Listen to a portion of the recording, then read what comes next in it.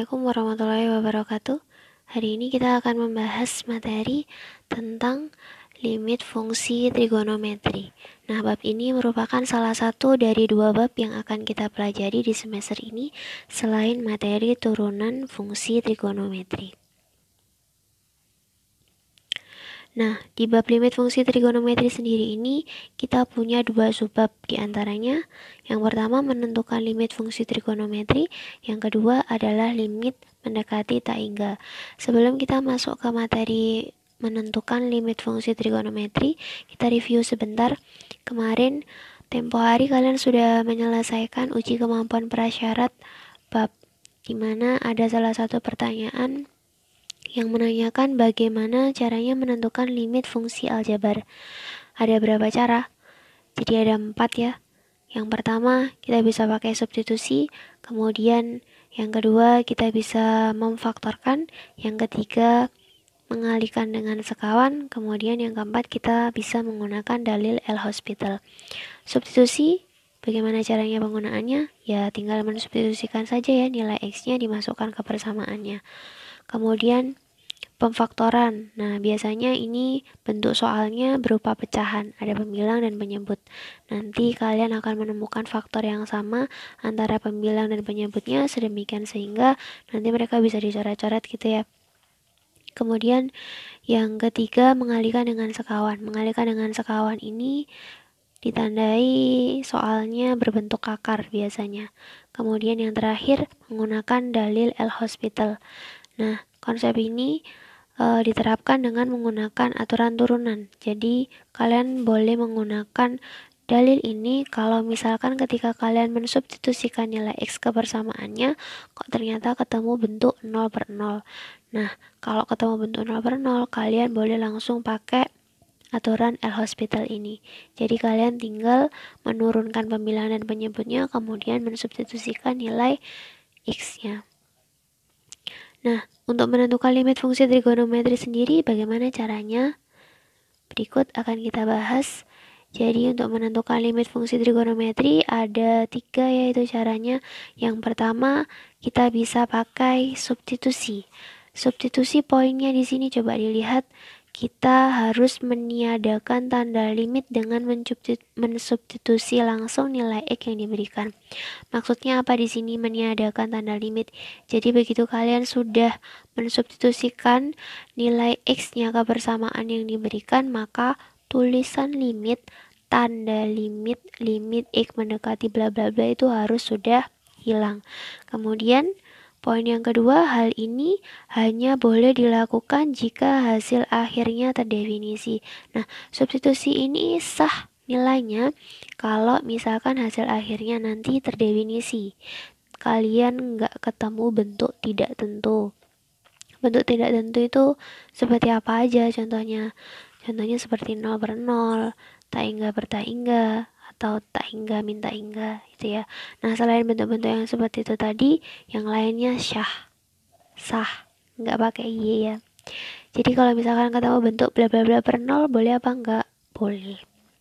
Kemudian yang kedua, penyederhanaan atau faktorisasi. Nah, ini bisa dilakukan jika pembilang dan penyebut memiliki faktor yang sama, di mana faktor tersebut membuat penyebut bernilai 0.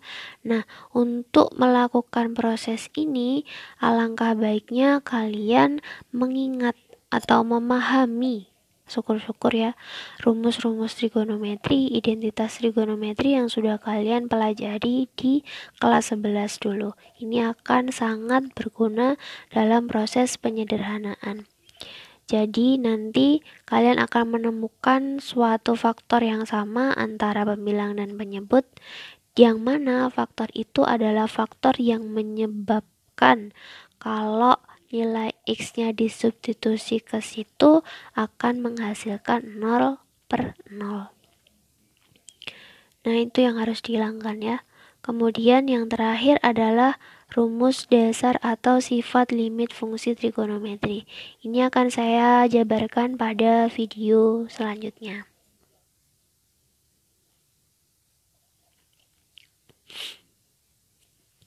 Nah, kita langsung saja masuk ke contoh menentukan limit fungsi trigonometri dengan menggunakan substitusi. Yang pertama, nah ini ada soal limit X mendekati 0 dari cos X plus tangan X. Karena pakai substitusi ya, sesuai judulnya, kita tinggal mensubstitusikan saja nilai X sama dengan 0 itu, mendekati 0 itu ke persamaan cos X plus tangan X. Cos 0 ditambah tangan 0. Cos 0 berapa nilainya? 1, tangan 0 nilainya 0. Jadi ketemu hasilnya 1. Mudah? Iya mudah. Pasti nih saya yakin ada yang batin. Kalau contoh pasti Bu Wulan ngasihnya yang mudah-mudah. Ya iyalah nak ya. Kalau contohnya langsung susah nanti kalian pingsan duluan gimana ya. Terus saya kasih contoh lagi. Contoh yang kedua. Nah ini limit X mendekati pi per 4 dari sin X min cos X per 4. Sama, kita tinggal substitusikan saja pi per 4-nya. Jadi ketemu sin pi per 4 dikurangi cos pi per 4 per 4. Ingat, ketika sudah disubstitusi, tulisan limitnya sudah hilang ya, ini di baris kedua. Nah, ketemu itu nilainya pi per 4 itu setara dengan 45 derajat. Jadi sin 45 derajat nilainya setengah akar 2 pun begitu pula dengan cosnya. Setengah akar 2 dikurangi setengah akar 2, 0. Nah, ketemu hasilnya sama dengan 0. Itu tadi untuk contoh menentukan limit fungsi trigonometri dengan substitusi. Selanjutnya, kita akan menentukan limit fungsi trigonometri dengan penyederhanaan atau faktorisasi. Nah, coba kita lihat contoh yang pertama di sini. Tadi kan kita sudah menemukan ya, caranya yang pertama untuk menentukan limit kan disubstitusi. Kalau kita terapkan pada kasus soal yang seperti ini, waktu kita substitusikan pi per 2-nya ke persamaannya, ternyata dia ketemu bentuk 0 per 0. Diperoleh bentuk tak tentu 0 per 0. Sehingga perlu dilakukan langkah penyederhanaan atau pemfaktoran. Jadi ini hasilnya kalau ketemu 0 per 0 tidak sah ya. Jadi untuk soal yang seperti ini, kok ketemu hasilnya 0 per 0 berarti ini nggak valid. Jadi kita harus lanjutkan untuk melakukan cara yang kedua, yaitu penyederhanaan atau faktorisasi. Nah, coba kita perhatikan di sini dari baris pertama. Cos kuadrat X per 1 min sin X. Nah, kira-kira kalau menggunakan identitas trigonometri atau rumus trigonometri yang sudah kita pelajari di kelas 11, kita bisa pakai rumus yang mana saja ini? Kita cek ya. Rumus yang mana saja yang bisa kita gunakan. Nah, tuh, coba kita lihat. Sin kuadrat alfa plus cos kuadrat alfa sama dengan 1. Ini identitas trigonometri ya. Jadi karena kita punya ini, sin kuadrat alfa plus cos kuadrat alfa sama dengan 1, maka kalau di situ ada cos kuadrat X, nilainya ekuivalen dengan 1 min sin kuadrat X. Seperti yang ada di baris kedua ini. Nah, jadi dari baris pertama ke baris kedua, kita ubah nilai cos kuadrat X-nya menjadi 1 min sin kuadrat X. Kemudian penyebutnya tetap 1 min sin X. Nah, setelah itu, apa yang harus dilakukan? Kalau misalkan disubstitusi kan langsung boleh? Gak boleh, karena nanti hasilnya akan ketemu 0 per 0. Jadi harus diuraikan dulu. Siapa yang harus diuraikan? Pastinya adalah pembilangnya. Nah, yang kita uraikan menurut aturan ini, A kuadrat min B kuadrat sama dengan A plus B dikali A min B. 1 min sin kuadrat X itu kita uraikan menjadi 1 plus sin X dikali 1 min sin X. Nah, di situ sudah ada faktor yang sama, 1 min sin X. Antara pembilang dan penyebutnya itu bisa dihilangkan ya, kita coret. Jadi tinggal tersisa limit X mendekati pi per 2 dari 1 plus sin X. Setelah itu baru kita lakukan proses substitusi. Ingat, kalau sudah disubstitusi, tulisan limitnya hilang. Jadi ketemu itu sin pi per 2, sin 90 derajat 1. Jadi ketemu nilai limitnya sama dengan 2.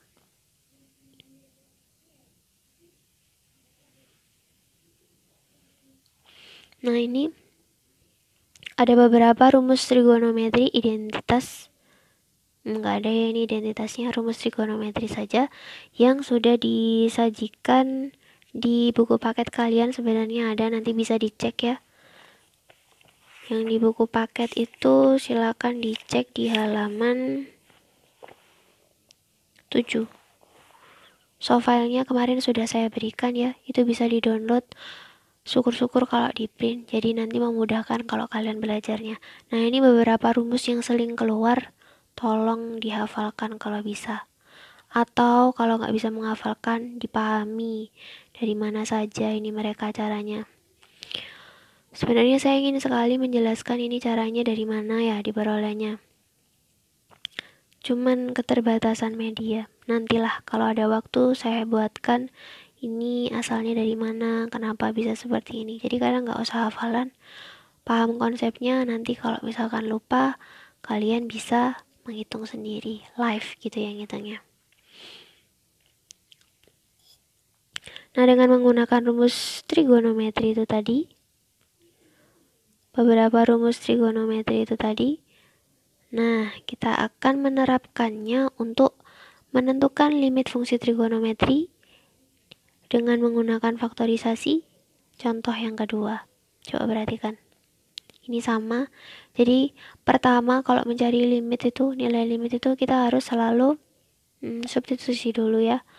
Tapi ternyata kalau disubstitusi ketemu bentuknya yang itu, seperti itu, tidak terdefinisi, tak tentu, maka kita harus melakukan step yang kedua. Kalau dalam kasus yang seperti ini, nah ini juga ketemu bentuk 0 per 0 ya. Akhirnya karena ketemu bentuk 0 per 0, kita harus menguraikan, menyederhanakan, memfaktorkan. Nah, rumus apa saja yang bisa digunakan di sini? Nah, kita coba perhatikan itu. Pembilang dan penyebutnya. Pembilangnya ada cos 2x. Cos 2x itu bisa diuraikan jadi apa saja. Terus kemudian cos 3x min cos x bisa diuraikan jadi apa. Nah, itu yang harus kita cermati. Nah, ini. Coba perhatikan. Jadi cos 2x itu menurut aturan cos 2 alfa sama dengan bla bla bla ini ya, sebelah kanannya. Kalian bisa lihat. Jadi dia bisa dijabarkan ke dalam 3 bentuk. Kemudian kalau yang cos alfa min cos beta ini bisa dijabarkan dalam bentuk seperti ini. Kita perhatikan. Cos alfa min cos beta ini dia memuat variabel sin kalau diuraikan. Jadi usahakan nanti yang atas biar mudah untuk melakukan proses coret-mencoret itu ya. Jadi harus kita uraikan sedemikian sehingga nanti dia juga memuat sinus. Nah, ternyata cos 2x ini nilainya setara dengan 1 min 2 sin kuadrat x. Ya. Terus kemudian penyebutnya cos 3x min cos x ini, nah dia itu bentuknya setara dengan min 2 sin 2x sin x menurut aturan yang di sampingnya ini. Jadi kalau dalam kasus ini alfanya siapa? Alfanya adalah 3x, kemudian betanya adalah x. Min cos alfa min cos beta diuraikan menjadi min 2 sin alfa plus beta per 2. Alfanya 3x, betanya x, 3x tambah x, 4x. Terus dibagi 2, 2x. Jadi akhirnya ketemu sin 2x. Kemudian sin alfa min beta per 2. 3x min x, 2x, 2x dibagi 2 hasilnya x. Jadi ketemu sin x. Seperti itu. Nah, ini proses menghitung, mengalihkan, mengurangkan, menjumlah ya. Jadi di baris ketiga ini ketemulah 2 sin kuadrat x dari mana? 1 dikurangi 1 habis 0. Terus itu min kali min ketemu plus ya. Terus ke bawah lagi. Nah, ini kenapa bisa 2 sin x kali sin x diuraikan saja. terus penyebutnya tetap, terus ke bawah lagi. Nah, waktu ke bawah lagi nih, kenapa kok tinggal 2 sin X saja? Terus sin X yang satunya kemana? Hilang kan ya, dicoret ya. Ini sama soalnya. Terus, nah yang bawah itu ada sin 2X. Sin 2X itu bisa kita uraikan menurut aturan ini rumus sudut ganda. Jadi nilainya sin 2 alfa sama dengan 2 sin alfa cos alfa. Jadi kita uraikan menjadi 2 sin X cos X. Setelah itu dia sama-sama memuat sin X hilang, jadi tinggal itu 2 min 2 kali 2 per min 2 kali 2 cos X. Terus tinggal disubstitusikan, ternyata ketemu bentuknya, hasilnya sudah cantik, yaitu negatif 1/2. Oke. Sekian, semoga ilmu yang kamu terima mendapat barokah dan diridhoi menjadi ilmu yang bermanfaat. Sampai jumpa di video selanjutnya. Wassalamualaikum warahmatullahi wabarakatuh.